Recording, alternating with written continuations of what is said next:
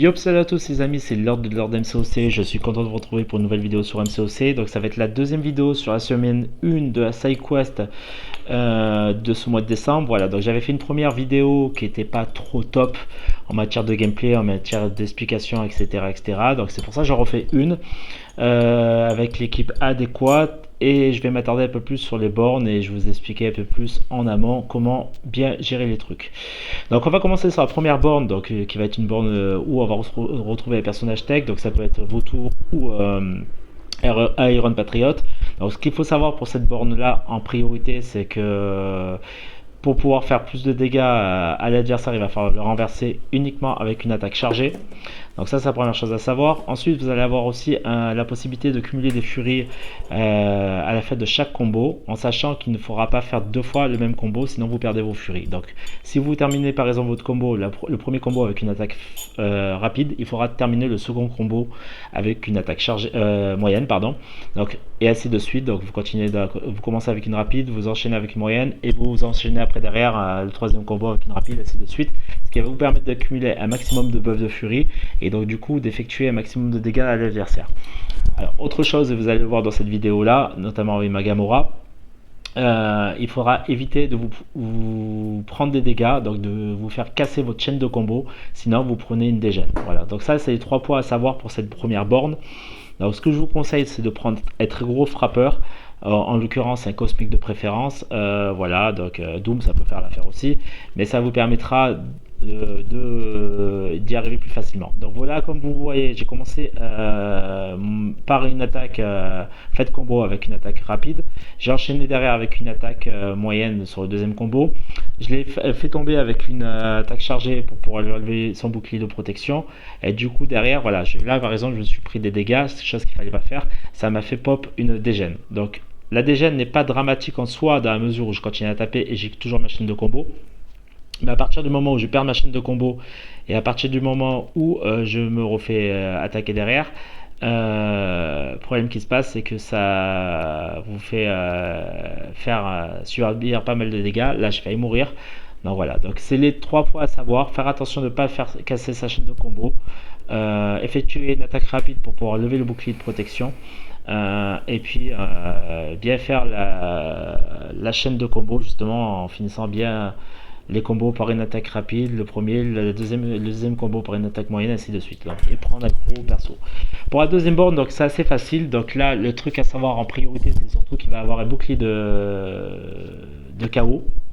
Donc c'est les fameux petits boucliers bleus qui au fur et à mesure où vous faites tomber l'adversaire vont passer à la couleur rose. Donc le but du jeu, vous l'avez compris, c'est de faire tomber au maximum l'adversaire. Deuxième chose qu'il faut avoir sur cette borne et savoir pour cette borne, c'est qu'il va avoir un enraciné. Si vous vous éloignez au moment que l'enraciné pop et que vous êtes loin de l'adversaire, il va popper sur l'adversaire. Et troisième chose qu'il faut savoir et qui n'est pas des moindres, c'est que vous allez pouvoir voler les buffs de cruauté à l'adversaire en effectuant une attaque pendant qu'il est en train d'effectuer une attaque chargée. Donc en l'occurrence, quand il est enraciné, par exemple, il va vouloir faire une attaque chargée, profitez-en pour casser sa combinaison d'attaque chargée et lui voler un buff de cruauté. Voilà, donc c'est les 3 choses à savoir. Alors comment arriver à mettre à mal le perso? C'est déjà en effectuant un maximum de tombées. Donc il faut le renverser au maximum pour que la couleur du bouclier de protection de KO passe au rose. Donc ça veut dire que le temps de recharge sera plus long. Et prendre de préférence les personnages qui vont faire des dégâts sur la durée. C'est pour ça que j'ai pris Archangel en l'occurrence. Parce que Archangel, comme Kitsch Pride, comme par exemple Fury, comme d'autres persos qui vont infliger des gros dégâts sur la durée, vont vous permettre justement, pendant que vous le renversez, arrivé en fin de vie, de profiter de la fenêtre de tir qui vous reste pendant que le bouclier de KO se recharge pour pouvoir le mettre KO. Voilà, donc sans ça, si vous arrivez à 1% enfin, il faut mieux le faire à 5%, alors 5% de santé, vous le renversez et derrière vous enchaînez rapidement avec des attaques et éventuellement des attaques sur la durée. Donc voilà, donc c'est les conseils que j'ai à vous donner. Archangel, c'est une très bonne option. Donc c'est pas le seul, mais moi pour ma part j'ai pris Archangel. Donc, après vous pouvez le faire avec d'autres personnages. J'ai failli mourir à plusieurs reprises parce que il pop assez rapidement au niveau des super pouvoirs. Donc il faut faire attention à ça, il faut bien gérer le super pouvoir de l'adversaire aussi. Voilà, donc là en l'occurrence, voilà, donc derrière je fais mon SP3, je vais lui faire pas mal de dégâts. Après, une fois qu'il va prendre pas mal de dégâts de saignement, de poison, et que je l'ai renversé une certaine multitude de fois, et que son bouclier de protection de chaos passe au violet, c'est plus simple. Regardez, de toute façon, vous le voyez à l'écran, le temps de recharge est plus long. Donc du coup c'est mieux, et après derrière il faut enchaîner. Le seul truc que vous devez savoir, c'est de faire passer le bouclier de protection à la couleur violette, enfin violette, rose, rose, voilà, plus ça comme vous voulez, mauve, enfin je sais pas, fuchsia, enfin, voilà, moi je dis rose, hein. Parce que le temps de recharge va être plus long, et du coup dès que vous arrivez à peu près à 5% de vie, d'effectuer une attaque chargée, et derrière vous enchaînez rapidement. Et c'est encore mieux si vous avez un perso soit qui a des gros super pouvoirs, style à la Doom ça passe aussi, soit de prendre un perso directement avec des dégâts sur la durée. Voilà, donc les deux premières bornes, les deux premiers combats en soi sont pas très compliqués. Il faut juste faire attention à bien dexter. Alors c'est soit Vaudou sur la première semaine, là on est en level 5, hein, soit Loki. Voilà, donc ils sont les deux persos qui sont des persos franchement larges pour effectuer ce genre de truc là. Donc là derrière, il perd son bouclier de KO. Donc derrière, je vais l'enchaîner assez rapidement, comme ça va le tuer. Donc mes attaques plus les dégâts sur la durée vont faire que ça va le tuer assez rapidement. Donc le troisième combat est un peu plus chiant. Je pense que c'est le plus chiant de toute la ligne. Pour la bonne et simple raison qu'il va avoir un autobloc à chaque attaque, il va avoir un certain pourcentage de chances que le perso effectue un autobloc. Donc on est sur du Miss Marvel Kamala Khan ou on sera sur du Red Goblin. Alors, de préférence, prenez un perso qui annule les compétences défensives ou qui passe à travers les autoblocs. Donc moi en l'occurrence j'avais Falcon. Falcon était une très bonne option. Pour la bonne raison, c'est que déjà d'un, ça va annuler les compétences défensives de l'adversaire. Donc il n'y aura pas d'autobloc. En plus de ça, vous n'allez pas faire pop les furies si vous frappez dans la garde. Parce que ça, il faut savoir que si vous frappez dans la garde de l'adversaire, vous allez faire pop des furies indéfinies.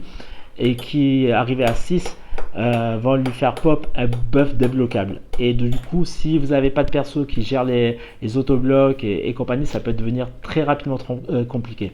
Et en l'occurrence, autre chose aussi qu'il faut savoir, c'est que vous allez gagner des buffs de furie vous aussi. Et au-delà de 10, vous allez prendre des dégâts. Donc il ne faut pas dépasser les buffs de furie sur vous, donc ils sont au nombre de 10. Donc pour les enlever, il faudra faire tout simplement une attaque chargée. Mais le mieux, si vous avez Falcon, allez-y avec Falcon. Vous allez voir que Falcon, c'est vraiment top. Parce que regardez, là, je frappe par exemple dans sa garde. Je lui fais pas pop en la scannant, bien sûr. Je lui fais pas pop les buffs de furie. Tandis que si jamais j'ai le malheur de frapper dans sa garde pendant qu'elle n'est pas scannée, là, elle va se mettre en autobloc. Et du coup, je vais lui faire pop des buffs de furie. Et dépasser 5 buffs de furie, vous allez du coup lui permettre de devenir imbloquable. Voilà, donc au-delà de 6. Donc là, moi, Falcon, voilà, c'est un combat qui est un peu plus long parce que le mien n'est que 5R5 éveillé, compétence max ascensionné. Donc, mais si vous avez Falcon en 6 étoiles, ça passe crème. Après, il n'y a pas que Falcon qui gère les autoblocs. Mais voilà, moi j'avais Falcon en l'occurrence. Donc vous voyez avec les persos que vous avez. Mais il faut un perso qui contre les autoblocs. Parce que, et qui ait de préférence la possibilité de frapper en imbloquable aussi. Parce que comme je vous dis, si vous dépassez, là vous les voyez à l'écran, de toute façon, là je fais pop certaines furies. Si vous dépassez 6 furies, enfin 5 furies, vous arrivez à la 6ème, donc il va avoir un minuteur qui va se déclencher, donc ils vont faire partir les furies au fur et à mesure. Mais le buff débloquable restera tant que les buffs de furie seront sur l'adversaire, même jusqu'à la dernière.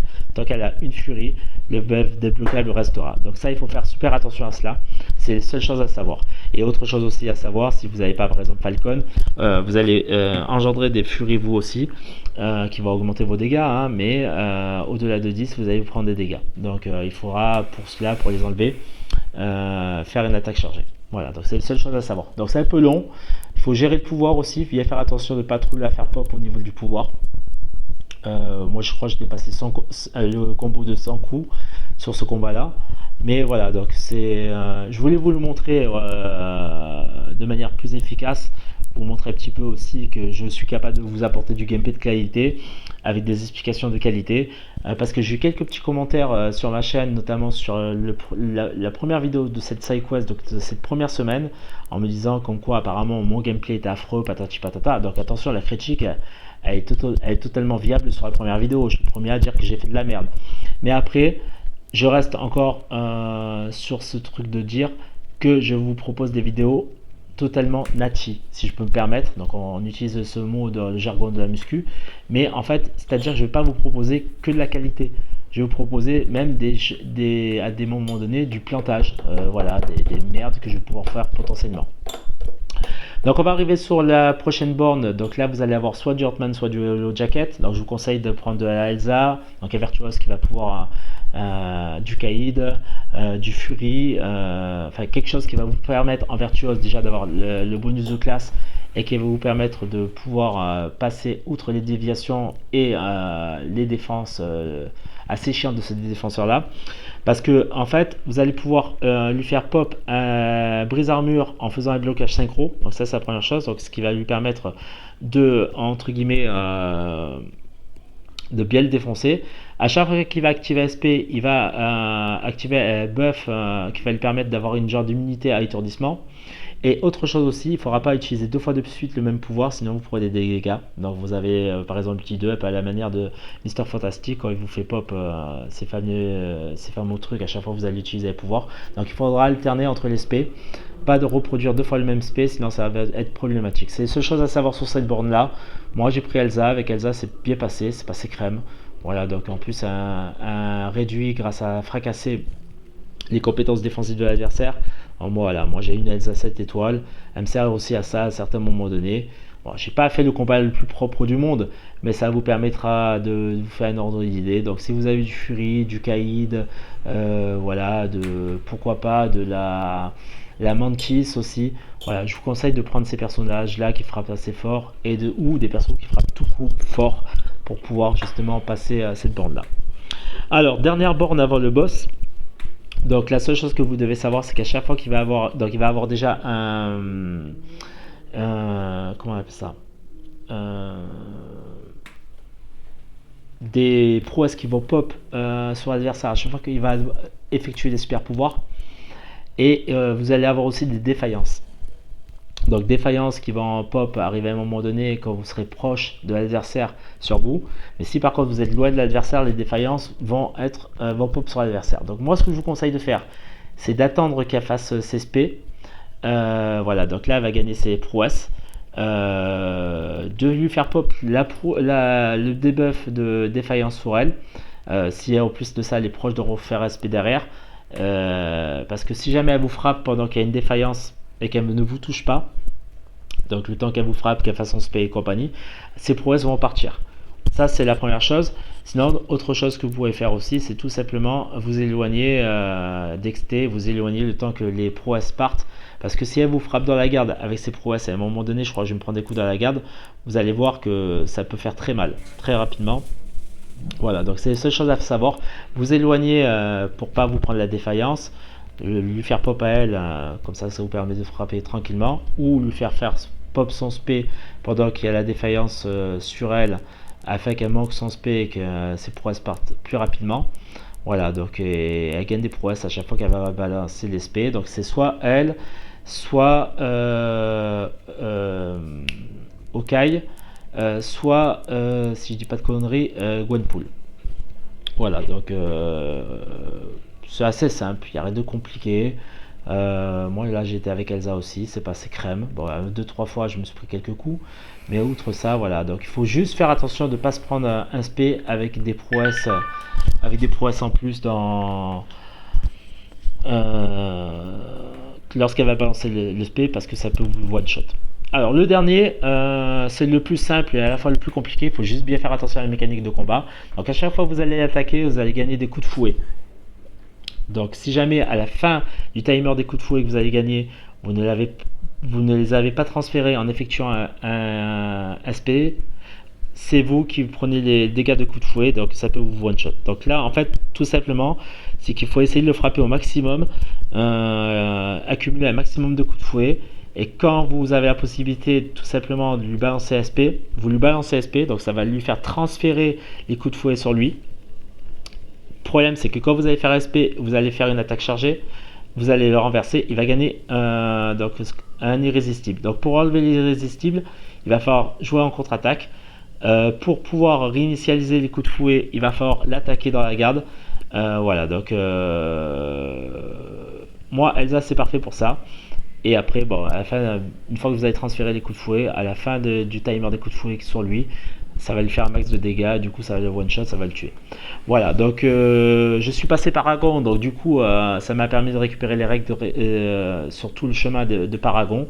J'espère en tout cas que ça vous aura permis de vous faire une idée sur tel perso à utiliser et sur comment jouer sur les bornes. En tout cas, je préfère faire une nouvelle vidéo sur la semaine 1 de meilleure qualité et vous proposer du gameplay de qualité qui vous permettra de vous aider. Voilà, n'hésitez pas à liker, partager et dire en commentaire ce que vous avez pensé de cette vidéo. Et moi, je vous retrouve pour la semaine 2. Merci à tous. Tchuss.